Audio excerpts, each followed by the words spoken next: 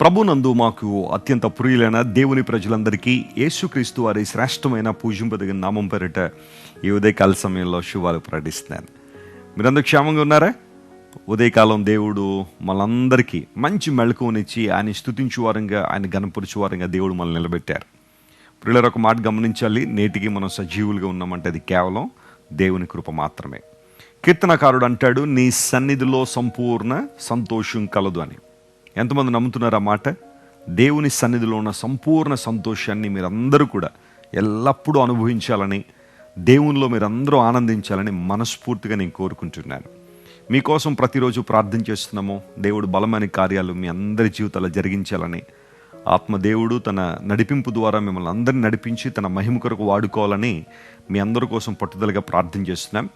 నేటి దినాల్లో బలమైన సంఘ ఉద్యోగంగా దేవుడు క్రైస్ట్ వర్షిప్ సెంటర్ నిలబెడుతున్నారు. ప్రపంచవ్యాప్తంగా దేవుని సువార్త ప్రకటించబడుతుంది.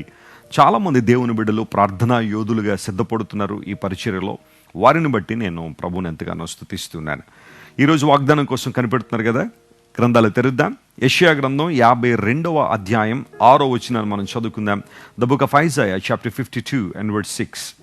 కావున ఇచ్చట నేనేమి చేయవలను, ఇదే యెహోవా వాక్కు.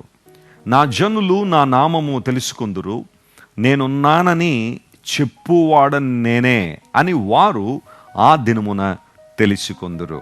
Praise the lord. దేవుడు తన ప్రజలు ఉద్దేశించి ఇక్కడ మాట్లాడుతున్నారు, నా జనులు నా నామాన్ని తెలుసుకుంటారని. ప్రియులారా, గమనించండి, ఆ పై వచనాలన్నీ మనం గమనిస్తే ఇశ్రాయేలు ప్రజలు తాత్కాల నివాసముకై ఐగుప్తుకు వెళ్ళారని, అటువంటి సందర్భాల్లో వారిని బాధపరుచువారు వారిని చూసి గర్జించారని ఆ పై మాటలు మనం చదువుతాం. బాధపరిచేవారు దేవుని ప్రజలను చూసి ఏం చేశారట? గర్జించారు. చాలా సందర్భాల్లో అలాంటి అనుభవం గుండానే దేవుని ప్రజలు కొన్నిసార్లు వెళ్తున్నారు. బాధ పెట్టేవారు కుటుంబంలో కావచ్చు, లేదా బయట ఉన్నవారు కావచ్చు, మరొకరు కావచ్చు, దేవుని బిడ్డలను చూసి గర్జిస్తున్నారు. మీ అంతు తెలుస్తాం, లేదా నువ్వు ఎలా విజయం సాధిస్తావో చూస్తాం, నువ్వు ఎలా ఈ సమస్య నుండి బయటకు వస్తావో చూస్తామని సవాల్ చేసేవాళ్ళు ఉండొచ్చేమో.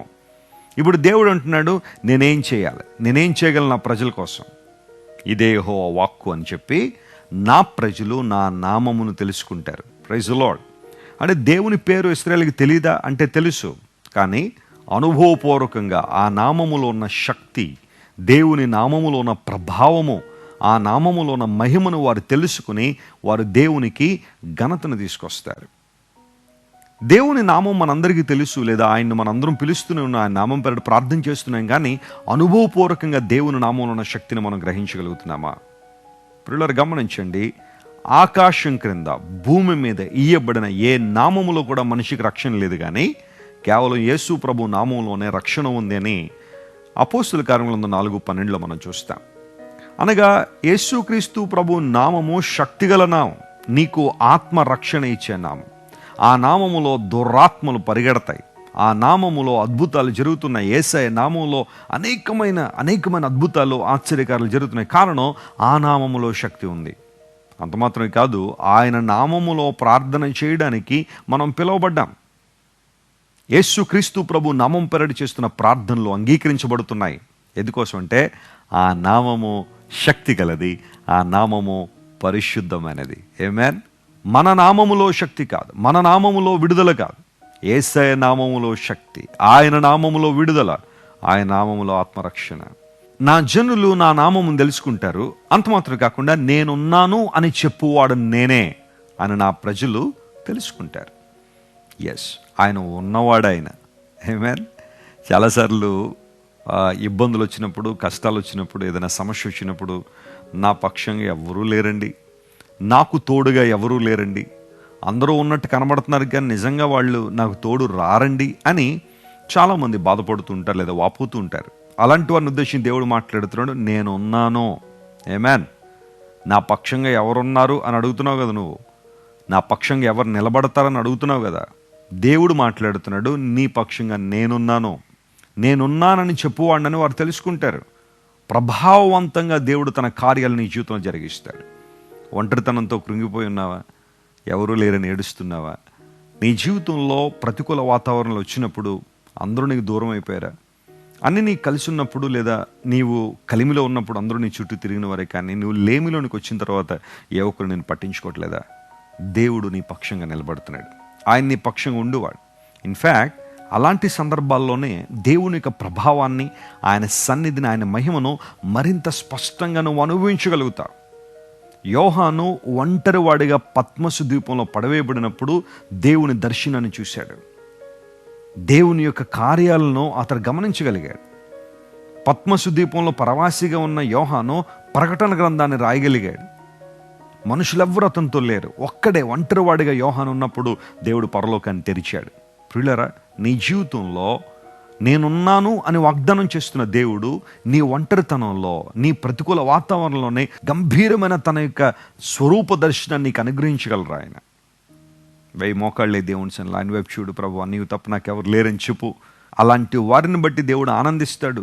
ఎందుకంటే తన కృప కొరకు కనిపెట్టుకున్న వారి యందు దేవుడు ఆనందించువాడై ఉన్నాడని లేఖనాలు సెలవిస్తున్న రీతిగా ఎవరైతే ఆయన వైపు చూస్తారో, ఆయన్ను ఆరాధిస్తున్నారో, ఆయన నామంలో ప్రార్థన చేస్తున్నారో, అలాంటి వారి విషయంలో దేవుడు అద్భుతాలు జరిగించగలడు.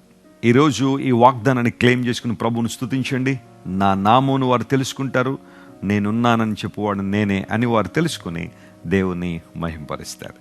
కళ్ళు మూసుకోండి, చిన్న ప్రార్థన. ప్రేమగల తండ్రి, మా జీవితాల్లో కొన్ని సందర్భాల్లో బాధించువారు ఎక్కువై వారు గర్జించే పరిస్థితుల్లో కూడా రావచ్చు.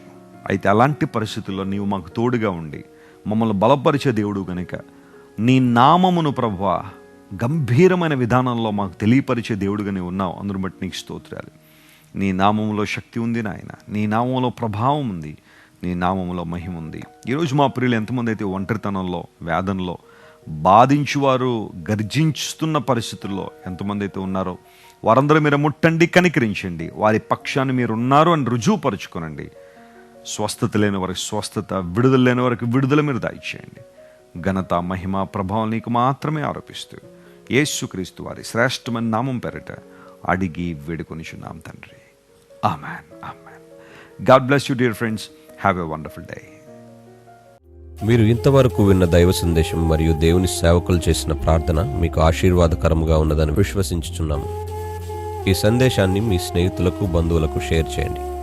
మీకు ఏదైనా ప్రార్థన అవసరత ఉన్నచో మా ఫోన్ నంబర్లకు కాల్ చేయండి. దేవుడు మిమ్మల్ని ప్రేరేపిస్తే విశ్వాసంతో సాగుచున్న ఈ పరిచర్యను ప్రోత్సహించండి. మరిన్ని వర్తమానాలు, పాటలు వినుటకు జాన్ వెస్లీ మినిస్ట్రీస్ అను మా యూట్యూబ్ ఛానల్ను సబ్స్క్రైబ్ చేసుకునండి. ప్రభువైన యేసుక్రీస్తు కృప మీకు తోడైండును గాక.